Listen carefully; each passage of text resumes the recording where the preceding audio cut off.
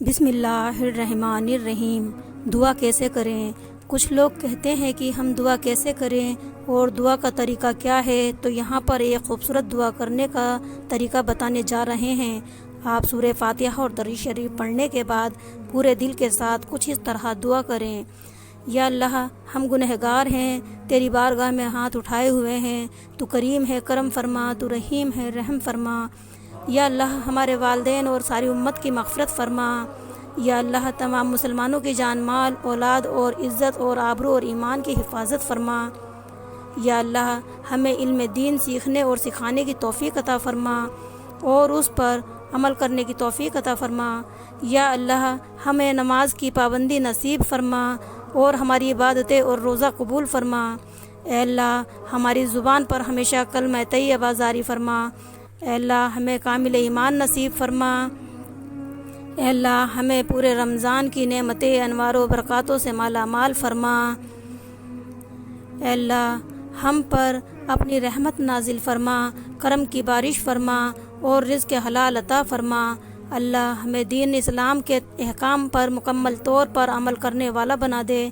اے اللہ، ہمیں اپنا محتاج بنا، کسی غیر کا محتاج نہ بنانا۔ اے اللہ، ہمیں لیلۃ القدر نصیب فرما۔ اے اللہ، حج مقبول نصیب فرما۔ اے اللہ، ہمیں جھوٹ، غیبت، بغض، کینہ اور جھگڑے فساد سے دور رکھ۔ اے اللہ، ہمیں تنگ دستی، خوف، گھبراہٹ اور قرض کے بوجھ کو دور فرما۔ اے اللہ، ہمیں شیطان اور دجال کے فتنے اور نفس کے شر سے محفوظ رکھ۔ اے اللہ، ہمارے صغیرہ اور کبیرہ گناہوں کو معاف فرما۔ اے اللہ، عورتوں کو بے پردگی سے بچا لے اور با پردہ رہنے کی توفیق عطا فرما۔